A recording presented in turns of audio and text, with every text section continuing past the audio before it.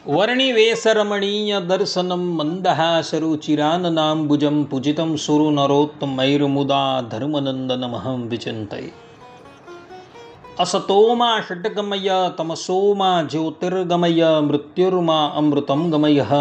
ઓમ શાંતિ શાંતિ શાંતિ. અસ્મદ્ગુરુ સમારંભાં નાથયામુનમધ્યમાં લક્ષ્મીવલ્લભપર્યંતાં વંદે ગુરુ પરંપરા. આજની જ્ઞાન સભાની અંદર પધારનારા બધા જ ભગવત ભક્તોને વેદાંતાચાર્ય, પુરાણ ઇતિહાસાચાર્ય, એમ.એ. ફિલોસોફી શાસ્ત્રી રાકેશભાઈના હેતપૂર્વક જય સ્વામિનારાયણ. ભક્તો, આજની આ જ્ઞાન સભાની અંદર આપણે બધા અથર્વવેદ 12:1 આવતી શુક્તિ મા તે હૃદયમર્ષિયમ, અર્થાત કે કોઈનું હૃદય ન દુખાવો, આ શુક્તિ પર થોડી વાત શ્રવણ કરશું તો બધા જ શ્રોતાગણો, અને એમાં પણ જે લોકો વારે વારે પોતાની વાણી દ્વારા અને પોતાના શરીર દ્વારા અન્યને કષ્ટ આપે છે, અન્યનું હૃદય દુભાવે છે, એ બધા જ લોકો ધ્યાનપૂર્વક આ પ્રવચન શ્રવણ કરે અને એને આત્મસાત કરી રાખે. તો કેટલાક મનુષ્યનો એવો કટુ સ્વભાવ હોય છે કે જેઓ પોતાની જીહ્વા ઇન્દ્રિયથી લોકો પ્રત્યે એવા કડવા વેણનો પ્રયોગ કરતા હોય છે કે જેને લઈને લોકોનું હૃદય અતિશય દુભાતું હોય છે. કારણ કે શાસ્ત્રોમાં વાણીને તલવાર કરતા પણ વધુ તીક્ષ્ણ કહેવામાં આવેલી છે. તલવાર શરીર પર ઘા કરે, પરંતુ કઠોર વાણી એ હૃદયની ઉપર આઘાત કરે છે. તલવારનો ઘા કે કોઈ અન્ય શસ્ત્રથી કરવામાં આવેલો ઘા સમય જતા રૂઝાઈ જાય છે, પરંતુ વાણી દ્વારા જે હૃદયની ઉપર ઘા કરવામાં આવેલો હોય ને, એ ઘા વર્ષો સુધી ભૂલાતો નથી અને રૂઝાતો નથી. અને તેથી જે સજ્જન વ્યક્તિ છે, એ સજ્જન વ્યક્તિનું સર્વપ્રથમ લક્ષણ એ છે કે તે પોતાના મન, વચન અને કર્મથી કોઈ પણ જીવને ક્યારેય પણ દુઃખ પહોંચાડતા નથી. લોકોને ભગવાનને પ્રસન્ન કરવાને અર્થે શાસ્ત્રોકારોએ શાસ્ત્રોમાં અનેકો ઉપાય બતાવેલા છે, પરંતુ પરબ્રહ્મ પરમાત્માને પ્રસન્ન કરવા હોય તો સરળમાં સરળ માર્ગ એ જ છે કે કોઈ પણ જીવને ક્યારેય પણ દુઃખ ન આપવું. મધુર વાણી, ક્ષમા, દયા અને કરુણાથી વર્તનારા મનુષ્ય એ સૌના હૃદયની અંદર સ્થાન પામે છે, અને સાથે સાથે ભગવાનની કૃપાના પણ અધિકારી બને છે. અને એટલે માટે શાસ્ત્રોકારોએ ક્યારેય પણ કોઈના પ્રત્યે કડવા વેણ ઉચ્ચારવાની સ્પષ્ટ રૂપે મનાઈ કરેલી છે. મનુ મહારાજ મનુસ્મૃતિના 4th અધ્યાયની અંદર કહે છે કે સત્યમ બ્રુયાત પ્રિયમ બ્રુયાત ન બ્રુયાત સત્યમ અપ્રિયમ પ્રિયમ ચ ન નૃતમ બ્રુયાત એષ ધર્મ સનાતન. અર્થાત કે સત્ય બોલવું, પ્રિય બોલવું, પરંતુ એવું સત્ય ન બોલવું જેનાથી બીજાનું હૃદય દુભાય, પ્રિય લાગે તે માટે અસત્ય પણ ન બોલવું. આ જ સનાતન ધર્મ છે. સુભાષિતની અંદર કહેલું છે કે પ્રિય વાક્ય પ્રદાનેન સર્વે તુષ્યંતિ જંતવઃ તસ્માદેવ વક્તવ્યમ વચને કા દરિદ્રતા. અર્થાત કે મધુર વાણીથી બધા જ પ્રાણી પ્રસન્ન થાય છે, તેથી હંમેશા પ્રિય વાણી જ બોલવી. મધુર બોલવામાં કઈ દરિદ્રતા હોય છે? આ પ્રમાણે અહીં સુભાષિતની અંદર કહેલું છે કે માનવે હંમેશા મધુર વાણીમાં જ પ્રલાપન કરવું જોઈએ. વિદુરજી અને ચાણક્ય પોતાની નીતિની અંદર કહે છે કે રોહતે સાયકૈર વિદ્ધમ વનમ પરશુના હતમ વાચા દુરુક્તમ બીભત્સમ ન સંવરોહતી વાક્ષતમ. અર્થાત કે બાણથી વિંધાયેલું શરીર અને કુહાડાથી કપાયેલું જંગલ સમય જતા ફરી રૂઝાય એ લીલું થઈ જાય છે, પરંતુ કઠોર વાણી દ્વારા હૃદય પર થયેલો વાણીનો ઘા ક્યારેય પણ જાતો નથી. આ પ્રમાણે આચાર્ય ચાણક્ય અને મહાત્મા વિદુર કહે છે. શ્રીમદ ભાગવતમાં તથા મહાભારતમાં કહેલું છે કે અહિંસા પરમો ધર્મશ તથા હિંસા પરમ તપઃ અહિંસા પરમમ સત્યમ યતો ધર્મઃ પ્રવર્તતે. અર્થાત કે અહિંસા એ જ પરમ ધર્મ છે, અહિંસા એ જ પરમ તપ છે અને અહિંસા એ જ પરમ સત્ય છે. કહેવાનું તાત્પર્ય એ છે કે કેવળ શરીરથી જ નહીં પરંતુ વાણી અને મનથી પણ કોઈનું હૃદય ક્યારેય પણ દુભાવવું જોઈએ નહીં. એ જ સાચી અહિંસા છે. અહિંસા એટલે કે મન, વચન અને કાય ત્રણેયથી અહિંસક રહેવાનું છે. કેટલાક લોકો શરીરથી હિંસા નથી કરતા પરંતુ મનોમન તથા વચનથી એવો હિંસા કરતા હોય છે. પરંતુ અહીં તો મન, વાણી અને કાયથી અહિંસક રહેવાનું કહેવામાં આવેલું છે. રામચરિત માનસમાં ગોસ્વામી તુલસીદાસજી કહે છે કે તુલસી મીઠે વચન તે સુખ ઉપજત ચોહું ઓર વસીકરણ એક મંત્ર હૈ તજી દે વચન કઠોર. અર્થાત કે મીઠા વચનોથી ચારેય તરફ સુખ અને આનંદ પેદા થાય છે. આ કોઈને પણ પોતાના પ્રત્યે આકર્ષિત કરવાનો સૌથી મોટો મંત્ર છે. તેથી કઠોર વચનોનો ત્યાગ કરી દેવો જોઈએ. આ પ્રમાણે ગોસ્વામી તુલસીદાસજીએ પણ કઠોર વચનનો ત્યાગ કરવાની આજ્ઞા આપી છે. વાલ્મીકી રામાયણમાં મહર્ષિ વાલ્મીકી કહે છે કે વાચ્યમ યદ ધ્રુવમ વાક્યમ ન બ્રુયાત સત્યમપ્યશો પ્રિયમ ચ ના નૃતમ બ્રુયાત એષ ધર્મ સનાતન. અર્થાત કે સત્ય બોલવું, પ્રિય બોલવું, પરંતુ જે અપ્રિય અને હૃદયને દુભવે તેવું સત્ય પણ ન બોલવું, તેમજ કોઈને પ્રસન્ન કરવા માટે પણ અસત્ય પણ ન બોલવું. આ જ સનાતન ધર્મ છે. સનાતન ધર્મનું લક્ષણ મહર્ષિ વાલ્મીકીજીએ રામાયણમાં લખેલું છે અને એ છે કે માનવે હંમેશા સત્ય બોલવું, પ્રિય બોલવું, પરંતુ જે અપ્રિય અને હૃદયને દુભવે તેવું સત્ય પણ ક્યારેય બોલવું જોઈએ નહીં, કારણ કે એ જ સનાતન ધર્મ છે. મંત્ર ગ્રંથોની અંદર કહેલું છે કે મનસા કર્મણા વાચા યોન હિંસ્યાત સર્વ જંતુન સ એવ લભતે સિદ્ધિમ યોગિનામ દુર્લભામ અપી.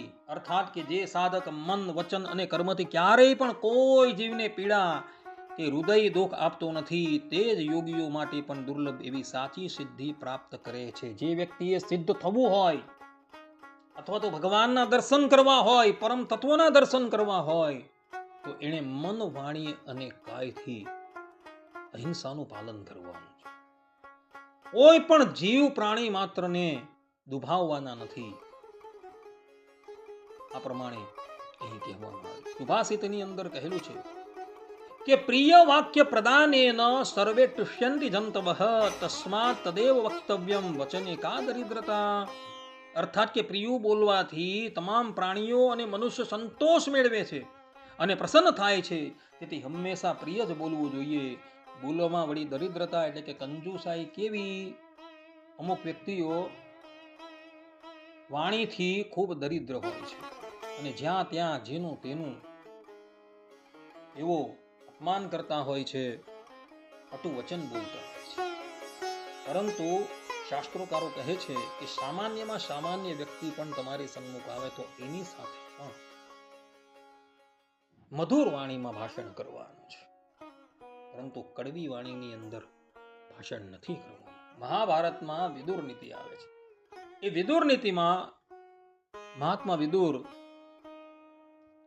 ધર્મનું સૂક્ષ્મ લક્ષણ બતાવતા ધૃતરાષ્ટ્રને કહે છે કે ન તત્પરસ્ય સંદધ્યાત પ્રતિકૂલમ યદાત્મનઃ એ સંક્ષેપતો ધર્મ કામાદન્ય પ્રવર્તતે. અર્થાત કે જે વર્તન આપણને પોતાને ગમતું ન હોય તેવું વર્તન બીજાઓ સાથે ક્યારેય ન જ કરવું, આ જ ધર્મનો સાર છે, ધર્મનું સૂક્ષ્મ લક્ષણ. આ પ્રમાણે અહીં મહાત્મા વિદુરે સ્પષ્ટ રૂપે કહી દીધેલું છે કે જે ક્રિયા આપણે યોગ્ય લાગતી નથી એ ક્રિયા આપણે અન્યના પ્રત્યે ક્યારેય પણ કરવાની નથી. અને એ જ ધર્મનું સૂક્ષ્મ લક્ષણ છે. આ પ્રમાણે મહાત્મા વિદુરે કહેલું જોવા મળે છે. આ સંબંધમાં આપણે એક બે દ્રષ્ટાંત અવલોકન કરીએ જેથી આપણે આ વિષય યથાર્થપણે વિદિત થશે. સર્વપ્રથમ ભગવાન શ્રી રામના જીવનના એક બે પ્રસંગો અવલોકન કરીએ તો ભગવાન શ્રી રામે પોતાના જીવનમાં ક્યારેય કોઈ નાના કે મોટા માણસનું હૃદય દુભાવ્યું ન હતું. જ્યારે તેઓ વનમાં ગયા ત્યારે નિષાદ રાજ ગુહક, જે સમાજમાં નીચ જાતિમાં પ્રગટ થયો હતો અને લોકો એને નીચ માનતા હતા, પરંતુ ભગવાન શ્રી રામે એને પોતાનો પ્રેમી ભક્ત જાણી એને અપનાવ્યો અને ભગવાન શ્રી રામ એને પ્રેમથી ભેટી પડ્યા હતા. ભગવાન શ્રી રામચંદ્રજીએ ક્યારેય પોતાની વાણી કે વર્તનથી ગુહકને નાનમ અનુભવવા દીધી નથી. એટલે ભગવાન શ્રી રામના જીવનનો આ પ્રસંગ જે છે એ સર્વશ્રેષ્ઠ છે. મારી જ જેવા દુર્દાંત દાનવ પણ ભગવાન શ્રી રામની ધર્મનિષ્ઠાના વખાણ કરતા રાવણને કહે છે કે રામો વિગ્રહવાન ધર્મ, અર્થાત કે રામ કોઈ અવર નથી પરંતુ એવો મૂર્તિમાન ધર્મ છે. વધારે તો શું કહેવું, જ્યારે લક્ષ્મણજીએ ઇન્દ્રજીતને મોતને ઘાટ ઉતારી દીધો અને ઇન્દ્રજીતનું મસ્તક ભગવાન શ્રી રામના શિબિરમાં હતું. ઇન્દ્રજીતની ધર્મપત્ની સુલોચના એણે પોતાના પતિના મસ્તકને લઈ સતી થવું હતું, પરંતુ ઇન્દ્રજીતનું મસ્તક તો ભગવાન શ્રી રામના શિબિરમાં છે અને એ શત્રુનું શિબિર છે. અને ત્યાં જાય અને કોઈક એનું અનિષ્ટ કરે તો, એટલે એ રાવણની પાસે આવે છે અને એને કહે છે કે પિતાશ્રી, મારા સ્વામીનું મસ્તક ભગવાન શ્રી રામના શિબિરમાં છે, તો એ મસ્તક તમે લાવી આપો. ત્યારે રાવણ કહે છે કે બેટા, તું જાતે જ ઇન્દ્રજીતનું મસ્તક લેવાને અર્થે રામના શિબિરમાં જા. ત્યારે સુલોચના કહે છે કે પિતાશ્રી, હું એમના શિબિરમાં જાઉં અને એવો મારું કંઈક અનિષ્ટ કરે તો? ત્યારે રાવણ કહે છે કે બેટા, શ્રી રામ તારું ક્યારેય પણ અનિષ્ટ કરશે નહીં, પરંતુ તારું સન્માન કરશે. હું રામની સાથે શત્રુતા રાખું છું, પરંતુ રામ મારી સાથે શત્રુતા નથી રાખતા. આ પ્રમાણે જ્યારે રાવણે કહ્યું, ત્યારબાદ સુલોચના ભગવાન શ્રી રામની પાસે આવે છે. ભગવાન શ્રી રામ એનું સન્માન કરે છે અને આદરપૂર્વક ઇન્દ્રજીતના મસ્તકને એવો સુલોચનાને સુપ્રત કરે છે. રાવણ જેવા રાવણ પણ ભગવાન શ્રી રામની ધર્મનિષ્ઠાને માની ગયા હતા, કારણ કે ભગવાન શ્રી રામ હતા જેવા. ભગવાન સ્વામિનારાયણ ગધડા મધ્યના 46માં વચનામૃતમાં કહે છે કે તેમાં પણ ભગવાનના ભક્ત, સંત અને ભગવાનના અવતાર તે કોરાજી થાય એવું કાંઈક કર્મ થઈ જાય તો આને આ દેહે મૃત્યુ લોકમાં યમપુરીના જેવું દુઃખ ભોગવે, અને ભગવાનને ભગવાનના ભક્ત રાજી થાય એવું કર્મ કરે તો આને આ દેહે પરમ પદ પામ્યા જેવું સુખ ભોગવે, અને ભગવાનને ભગવાનના સંતને કુરાજી કરે ને તેણે જો સ્વર્ગમાં ગયા જેવું કર્મ કર્યું હોય તો પણ તેનો નાશ થઈ જાય ને નરકમાં પડવું પડે. અને ભગવાનને ભગવાનના સંત રાજી થાય એવું કર્મ કર્યું હોય ને તેને જો નરકમાં જવાનું પ્રારબ્ધ હોય તો પણ તે ભૂંડા કર્મનો નાશ થઈ જાય ને પરમ પદને પામે. માટે જે સમજ્યું હોય તેણે તો ભગવાનને ભગવાનના ભક્ત રાજી થાય તેમ જ વર્તવું. અને પોતાના સંબંધી જે માણસ હોય તેને પણ એમ ઉપદેશ કરવો જે ભગવાન ને ભગવાનના સંત જે જે પ્રકારે આપણી ઉપર રાજી થાય તે કૃપા કરે તેમજ આપણે વર્તવું. અને ભગવાનને ભગવાનના સંતને અગ્નિએ જ્યારે રાજી કર્યા હશે ત્યારે અગ્નિને એવો પ્રકાશ પ્રાપ્ત થયો છે. અને સૂર્ય ચંદ્રાદિકે જે પ્રકાશમાન છે તેણે પણ ભગવાનને ભગવાનના સંતને શુભ કર્મે કરીને રાજી કર્યા હશે ત્યારે એવા પ્રકાશને પામ્યા છે. અને દેવલોક મૃત્યુલોક ને વિશે જે જે સુખ્યા છે તે સર્વે ભગવાનને ભગવાનના સંતને રાજી કર્યા હશે તે પ્રતાપે કરીને સુખ્યા છે. માટે જે પોતાના આત્માનું રૂડું થવાને ઈચ્છે તેને તો સદગ્રંથને વિશે કહ્યા જે સ્વધર્મ તેને વિશે રહીને ભગવાનને ભગવાનના સંત રાજી થાય એ જ ઉપાય કરવો. પરંતુ ભગવાનને ભગવાનના સંતો કુરાજી થાય એનું હૃદય દુબાય એવું કાર્ય તો ક્યારેય પણ કરવું જોઈએ નહીં. આ પ્રમાણે ભગવાન સ્વામિનારાયણે કહ્યું છે. અને જે લોકોએ ભગવાન કે ભગવાનના સંતો ભક્તોને દુભાવ્યા ત્યારે એના હૃદયમાંથી જે તાપ નીકળો તો એને લઈને એ લોકોની બુદ્ધિ જે છે એ વિપરીત માર્ગની ઉપર જતી રહી હતી.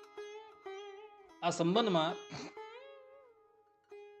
અક્રૂરજી, જય વિજય અને સુંદરિયા ગામના પૂજા શાહના જીવનનો એક પ્રસંગ અવલોકન કરવા યોગ્ય છે, જેથી આપણે એ સ્પષ્ટપણે વિદિત થશે કે ભગવાન સ્વામિનારાયણે આ વચનામૃતમાં જે પણ કંઈક કહેલું છે એ યથાર્થ જ છે. વાત એવી હતી કે જ્યારે અક્રૂરજી કંસના કહેવાથી વ્રજમાં રહેલા શ્રી કૃષ્ણ અને બળદેવને લેવા માટે ગયા અને જ્યારે ભગવાન શ્રી કૃષ્ણ અને બળદેવજી અક્રૂરજીની સાથે મથુરા જવા માટે તૈયાર થયા ત્યારે ગોપીઓની ઈચ્છા એવી હતી કે ભગવાન શ્રી કૃષ્ણ અને બળદેવ અક્રૂરજીની સાથે ન જાય, પરંતુ કંસનો આદેશ હતો એટલે અક્રૂરજી ગોપીઓની મનાઈ હોવા છતાં એઓને મથુરા લઈ ગયા. હવે ભગવાન શ્રી કૃષ્ણ જ્યારે મથુરા જતા હતા ત્યારે ગોપીઓને અતિશય દાહ ઉત્પન્ન થયો હતો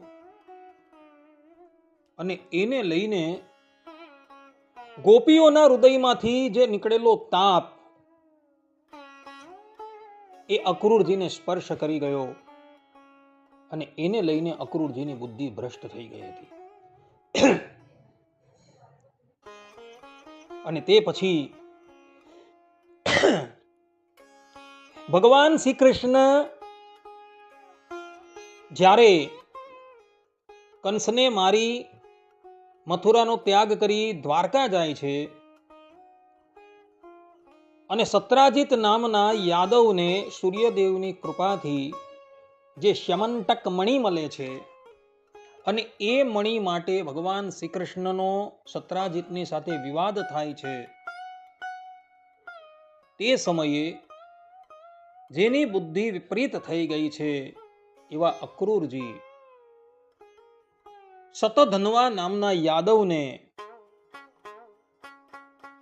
ચઢાવે છે અને એને કહે છે કે તું જઈને સત્રાજીતને મોતને ઘાટ ઉતારી દે અને મણિ લઈને પાછો આવ. અને શતધન્વા અક્રૂરજીના કહ્યા પ્રમાણે એ કાર્ય કરે છે અને સત્રાજીતને મોતને ઘાટ ઉતારી દે છે. આચાર્ય શ્રેષ્ઠ ભગવત પ્રસાદજી મહારાજે શ્રીમદ ભાગવત પર ભક્તરંજની ટીકા લખેલી છે અને એ ટીકા પર એમના પુત્ર વિહારીલાલજી મહારાજે ટિપ્પણીની રચના કરેલી છે. તો શ્રીમદ ભાગવતના દસમ સ્કંદના 56 અને 57 અધ્યાયની ટિપ્પણીની અંદર વિહારીલાલજી મહારાજે આ પ્રસંગનો ઉલ્લેખ કરેલો છે. ત્યાં વિહારીલાલજી મહારાજ કહે છે કે અક્રૂરજી તો ભગવાન શ્રી કૃષ્ણના અનન્ય ભક્ત હતા, તો તેમની બુદ્ધિ આવી વિપરીત કેમ થઈ ગઈ? એઓએ સત્રાજીત નામના યાદવનું કાસળ કેમ કળાવ્યું? તો ત્યાં એવું લખે છે કે જ્યારે ભગવાન શ્રી કૃષ્ણ વ્રજમાંથી મથુરા આવતા હતા ને, અને તે વખતે ગોપીઓની મનાઈ હતી, છતાં પણ અક્રૂરજી ભગવાન શ્રી કૃષ્ણને બળદેવજીને લઈને મથુરા જતા રહી. તે વખતે ગોપીઓના હૃદયમાંથી જે તાપ નીકળેલો હતો એને લઈને અક્રૂરજીની બુદ્ધિ ભ્રષ્ટ થઈ ગઈ. કારણ કે ગોપીઓ કઈ અવર નથી. દેવર્ષિ નારદ ભક્તિ સૂત્રમાં કહે છે કે યથા વ્રજ ગોપિકા નામ, અર્થાત કે ભક્તિ કેવી? તો ગોપીઓએ જે પ્રમાણે કરેલી હતી તે પ્રમાણેની ભક્તિ. એટલે ગોપી જે છે એ ભગવત ભક્તોમાં સર્વશ્રેષ્ઠ છે, અને એવા સર્વશ્રેષ્ઠ ભગવત ભક્તના હૃદયમાંથી જે તાપ નીકળો એને લઈને અક્રૂરજીની બુદ્ધિ ભ્રષ્ટ થઈ ગઈ હતી. બીજો પ્રસંગ છે જય વિજયનો. આ જય વિજયનો પ્રસંગ શ્રીમદ ભાગવતના તૃતીય સ્કંદમાં આવે છે, સ્કંદ પુરાણની અંદર આવે છે. પ્રસંગ એવો છે કે જય વિજય વૈકુંઠ લોકના જે 7 દ્વાર આવે એ 7 દ્વારમાંથી અંતિમ દ્વાર ઉપર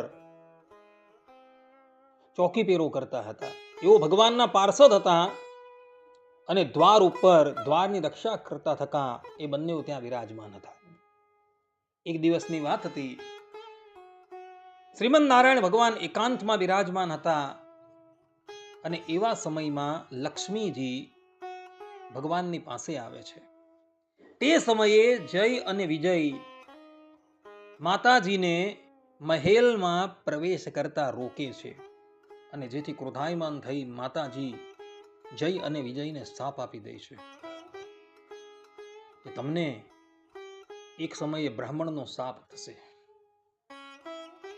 માતાજીએ આ પ્રમાણે શાપ આપ્યો અને તે પછી એક દિવસ પરમ ભાગવત એવા સંકાદિક વૈકુંઠનાથના દર્શન કરવાને અર્થે વૈકુંઠ લોકમાં આવ્યા. સંકાદિક એ સાક્ષાત ભગવત સ્વરૂપ છે. પરમ ભાગવતોમાં એની ગણના થાય છે. ભાગવત ધર્મના આચાર્ય તરીકે પણ એમનું સ્થાન છે. વૈકુંઠ લોકના 7 દ્વારોમાંથી 6 દ્વારોને પાર કરી એ 7મા દ્વાર પર આવે છે. વૈકુંઠ લોકના કોઈ પાર્ષદની હિંમત ન હતી કે સંકાદિકને એવો ભગવાનના દર્શન કરવા જતા રોકે. 6 દ્વારમાંથી એવો બહાર નીકળી ગયા, પરંતુ 7મા દ્વાર ઉપર આ જય અને વિજય ઉભા રહ્યા હતા. સંકાદિકનું રૂપ છે એ કેવલ 5 વર્ષનું છે અને શરીરની પર કોઈ વસ્ત્ર ધારણ નથી કરેલા. આચાર્ય સંકાદિક ઋષિઓ જ્યાં ભગવાનના મહેલમાં પ્રવેશ કરવા માટે જાય છે, ત્યાં જ આ જય અને વિજય એને લાકડી બતાવી રોકે છે અને ધક્કો મારીને હડસેલી દે છે. આ પ્રમાણે જ્યારે જય વિજયે સંકાદિકનો અનાદર કર્યો ત્યારે સંકાદિક લોકો ક્રોધાયમાન થઈ જાય છે અને જય વિજયને શાપ આપે છે કે વૈકુંઠ લોકના દ્વાર ઉપર તમે લોકો ઉભા રહ્યા છો, છતાં પણ તમારી બુદ્ધિ આટલી બધી વિપરીત છે, તમે આટલા બધા ઉદ્ધત થઈ ગયા છો, માટે જાઓ અમે તમને શાપ આપીએ છીએ કે તમારે વૈકુંઠ લોકનો ત્યાગ કરીને ભૂતલ પર આસુરી યોનિની અંદર પ્રવેશ કરવો પડશે. 3 જન્મો પર્યંત તમે આસુરી યોનિમાં રહેશો અને પછી તમે આ વૈકુંઠ લોકમાં આવશો. આ પ્રમાણે સંકાદિક ઋષિઓનો અનાદર કરવાથી સંકાદિક ઋષિઓના હૃદયમાંથી જે તાપ નીકળો એને લઈને વૈકુંઠ લોકના દ્વારપાલ એવા જય વિજય પણ ધરાતલ પર અસુર યોનિની અંદર જન્મ લેવો પડ્યો. તે વખતે તેમના નામ હતા હિરણ્યકશુપ અને હિરણાક્ષ. બીજા જન્મમાં રાવણ અને કુંભકર્ણ અને ત્રીજા જન્મમાં શિશુપાલ અને દંતવક્ર. આ પ્રમાણે સંકાદિક ઋષિઓનું હૃદય દુખાવવાથી જય વિજયને પણ વૈકુંઠ લોકમાંથી પડવું પડેલું હતું. ત્રીજો પ્રસંગ આપણા સંપ્રદાયના ચુંડરિયાણાના હેમરાજ શાહના પુત્ર પૂજા શાહનો છે. વાત એવી હતી કે પ્રેમાનંદ સ્વામીનો ઉછેર એક તાઈના ઘરે થયો હતો. તાઈ એટલે મુસલમાન, અને આ મુસલમાન ભગવાન શ્રી હરિનો ભક્ત હતો. આમ જોવા જઈએ તો પ્રેમાનંદ સ્વામી તો બ્રાહ્મણ કુળમાં પ્રગટ થયા હતા, પરંતુ જ્યારે એમનો જન્મ થયો ત્યાં જ એમના માતા પિતાએ કોઈ બ્રાહ્મણના કહેવાથી એનો ત્યાગ કરી દીધેલો હતો, અને એક તાઈએ એનો ઉછેર કરેલો હતો. અને પછી એ તાઈ જ્યારે પ્રેમાનંદ સ્વામી મોટા થયા ત્યારે ભગવાનની પાસે લાવે છે. ત્યારે ભગવાન કહે છે કે આ કોનો પુત્ર છે? ત્યારે તાઈ કહે છે કે આ તો ભગવાનનો પુત્ર છે. ત્યારે ભગવાન શ્રી હરિ કહે છે કે આ ભગવાનનો છે તો એ ભગવાનને તમે આપી દો. અને પછી એ તાઈ પોતાના પુત્રને ભગવાનને અર્પણ કરે છે. ભગવાન શ્રી હરિ એને ભાગવતી દીક્ષા આપી એમનું નિજ બોધાનંદ નામ રાખે છે. પરંતુ ભગવાન વિશે એમને અસાધારણ પ્રેમ હતો, પ્રેમ લક્ષણા ભક્તિ હતી, એટલે ભગવાન શ્રી હરિ એનું નામ બદલી પ્રેમાનંદ સ્વામી રાખે છે. પ્રેમાનંદ સ્વામીનો ઉછેર તાઈને ત્યાં થયો હતો, એટલે એ જમાનામાં બધા જ લોકો વર્ણાશ્રમની મર્યાદા ચુસ્ત રીતે પાડતા હતા. એટલે પ્રેમાનંદ સ્વામી જે પંગતની અંદર ભોજન લેવા માટે બેઠેલા હોય ને, ત્યાં સંતો થોડા એનાથી દૂર બેસતા હતા. અને ભગવાન શ્રી હરિ સંતોની આ રીતભાત જોતા હતા. એટલે જ્યારે ભગવાન શ્રી હરિ સ્વધામ પધારવાના હતા એ પહેલા જયાબાને પોતાની પાસે બોલાવે છે અને એમને કહે છે કે તમારે પ્રેમાનંદ સ્વામીના આહારનું ધ્યાન રાખવાનું છે. જયાબાએ કહ્યું કે ભલે. અને પછી ભગવાન શ્રી હરિ સ્વધામ પધાર્યા. સ્વધામ પધાર્યા બાદ નિત્ય જયાબા ગોપીનાથજી મહારાજને માટે થાળ બનાવતા હતા. અને થાળ જ્યારે ઠાકોરજી ગ્રહણ કરીને જયાબા પાસે આવે એમાંથી થોડીક સામગ્રી કાઢી એવો પ્રેમાનંદ સ્વામીને મોકલી આપતા હતા. અને પ્રેમાનંદ સ્વામી એના દ્વારા પોતાનો નિર્વાહ કરતા હતા. કોઈ દિવસ પ્રેમાનંદ સ્વામી પંગતમાં બેસતા ન હતા. આમને આમ 18 વર્ષ પર્યંત આ ક્રિયા ચાલી. તે વખતમાં ગ્રહસ્થાશ્રમી લોકો હતા ને, એ લોકો કોઠાર પદ સંભાળતા હતા અને ત્યાગાશ્રમી મહંતનું પદ સંભાળતા હતા. જ્યારે હેમરાજ શાહના પુત્ર પૂજા શાહ ગઢપુરના કોઠારી બન્યા અને એમને કોઈક વ્યક્તિએ ચડાવ્યા, એની કાન ભંભેરણી કરી અને કહ્યું કે પ્રેમાનંદ સ્વામી પંગતમાં ભોજન કરવા નથી બેસતા, પરંતુ એમને માટે અલગ ચોકો હોય છે. એટલે પૂજા શાહ પ્રેમાનંદ સ્વામીની પાસે જાય છે અને કહે છે કે સ્વામી, આજથી તમે સંતોની સાથે પંગતમાં ભોજન કરવા માટે બેસજો. પ્રેમાનંદ સ્વામી કહ્યું કે ભલે, કોઈ વાંધો નહીં. એટલે એ દિવસે જયાબાએ પ્રેમાનંદ સ્વામી માટે થાળ મોકલો. તો એણે સેવકને કહ્યું કે જયાબાને કહેજો કે આજથી હવે થાળ ન મોકલતા, અમે સાધુની પંગતમાં બેસીને ભોજન કરી લેશું. થાળ પાછો આવ્યો અને જ્યારે જયાબાને સત્ય વાતની જાણ થાય ત્યારે જયાબાના હૃદયમાંથી પૂજા શાહ માટે થોડો કોપ નીકળો કે અરે રે, ભગવાનની આજ્ઞા આણે લોપી. અમને તો ભગવાન શ્રી હરિએ કહ્યું હતું, એટલે માટે અમે પ્રેમાનંદ સ્વામી માટે અલગ મોકલતા હતા. આ પ્રમાણે પૂજા શાહે ભગવાનના વચનની ઉપર,